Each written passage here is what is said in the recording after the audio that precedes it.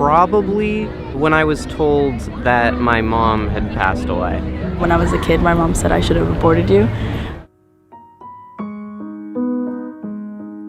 And it's kind of touchy now because of the whole abortion thing that's going on, but my mom, when I was a kid, my mom said I should have aborted you.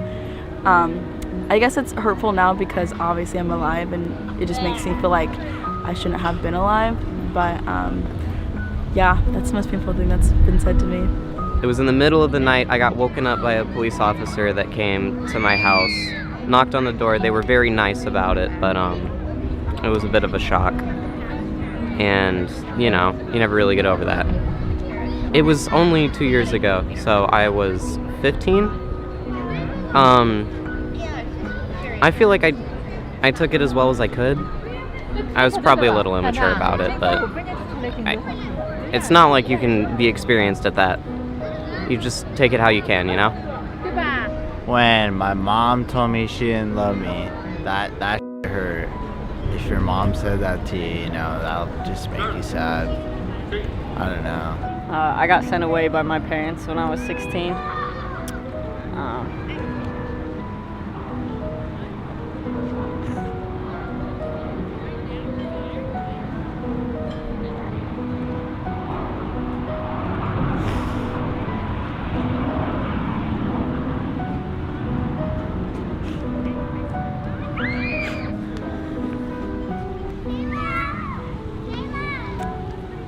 You want me to give you a minute? I don't even know what, like...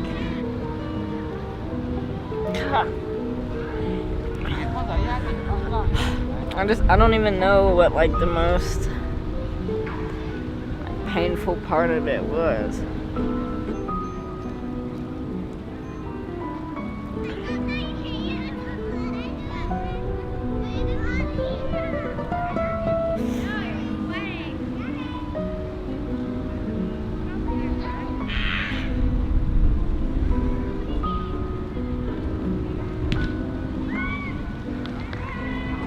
It's just hard to find like a short way to say it. So basically, there was a lot of issues like within my family, just kind of a lot of lack of communication, and things were hard, and I never really kind of got along with my family, and I was always kind of pushed to the side, and I kind of grew up by myself and went and did my own thing, and my parents couldn't really see it or never bothered to really see it or ask about it, I guess, and it was just their interpretation versus mine, and yeah, things were hard and they weren't working, and I was gonna go move out and live with my sister, and at 3 a.m. like before my flight, like these two people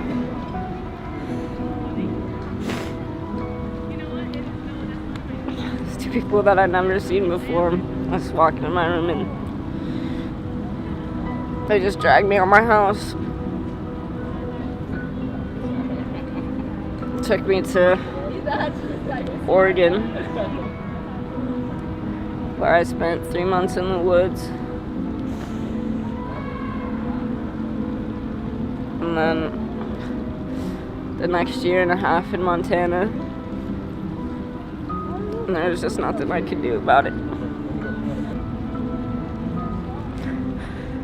Wilderness treatment program, I don't even really know. And then aftercare, I was at Montana Academy. It's like, there's like a series of therapeutic boarding schools. You get your rights back once you turn 18. There's literally nothing you can do. Like, there's nothing, and like it only gets worse if you resist, you know. To like lockdown facilities. I had friends that were like sent out of the country. You know, where you don't turn like a legal age till you're 25. You know, you're just forced to like clean and do drudge work for free. I mean, everybody's experience is different. But it was tough. And I really had to like mourn the loss of my family. And it's hard not to like be able to trust your family.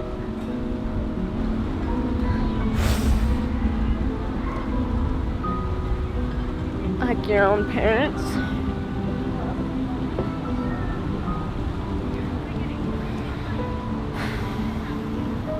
I'm about to be 21, which is crazy.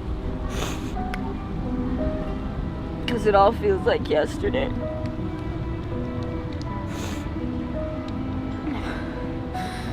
And like not a day goes by that I don't think about it. Or feel affected by it. In one way or another.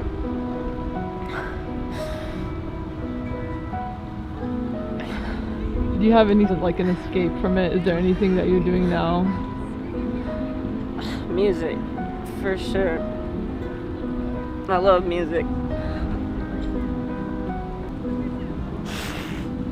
Any moment I can, I'm making music. The most painful thing I've been told was that my daughter has brain cancer and she's now in the hospital, and I'm trying to deal with that right now, yes. That my parents lost custody of me. I'm bossy. I don't like that. You never call a guy bossy, you always call a female bossy. You know, I don't like that. You remember who said it? My mom. It made me feel bossy. It made me feel like I insert myself too often. I think that powerful women oftentimes get shut down, and whether it's blatantly or not, you know, you would never think to call a man bossy. You know, he's forward or he's a leader. He's not bossy, but females are. When I was little, I was called a burro cabezón, and that means it's a jack, but at the same time, it's kind of like you have a big head and you're dumb. There we go. Yeah, that would be it. And that was told by one of my teachers in 3rd grade. My mom tells me I came home crying after that, and yeah, I think that one had affected my school career for the rest of my life. So, yeah. The most painful thing was told in my whole life was that I was a sad excuse for a brother. My mom said it to me. Broke my heart. I was in high school. I was 17 at the time. It crushed me. Go kill yourself, probably. I cheated on you, for sure. That was like the most painful thing someone's ever told me, for sure. How'd you react? I don't know, I went crazy, but but I mean, obviously you grow from stuff in the past, so it's all good. When I was like in 8th grade, the guy that I liked called me like a fat pig, and ever since then I've been very like uncomfortable with my weight. Back when I was in elementary school, I guess I grew up kind of poor, so you know, I had like one coat, and I wore that for about 3 or 4 years, and then I tried to talk to this girl, and she said, sorry, I can't talk to you until you get a new coat. So I was hoping for Christmas that I got a new coat, but I didn't, so I never talked to the girl. But I'm older now, and I'm over it. There's this guy in, I want to say, it was freshman year of high school. He called me a beluga whale. That was probably the most painful thing. I was really uncomfortable because I didn't know what my response should be, and he said to pretty much say whatever I wanted to say about him, but I just didn't want to think like 2 wrongs made 1 right, you know? I'm rigid. Do you remember who said it? Lots of people have said it. I can think of one person in particular. You know, when things strike you, when they're true, they kind of work into your heart center, and then they go ping because it's true. And so I felt hurt, offended, and found out. My son told me that I missed out on his birthday again for the 2nd day, which is only like half a day because I had to go to work in the morning, but it's the biggest job in the world to be a role model. So being somebody that this person looks up to, and then all of a sudden you hear something like that, it's kind of like, oh, you're letting somebody down, like big time. you know, and it's not a big deal compared to what a lot of other people have been through, but for me it is, you know. Most painful thing I've been told is by the doctor saying that I have cancer. I knew how to handle it. I was like, okay, take a deep breath. It's gonna be all right.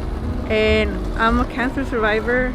Yay! So I gotta say that no matter what you're being told, you just gotta keep your head up, keep fighting, and you know, when you swim on the water, you're like, you don't know how to swim, but you look for your way out, no matter what the situation is.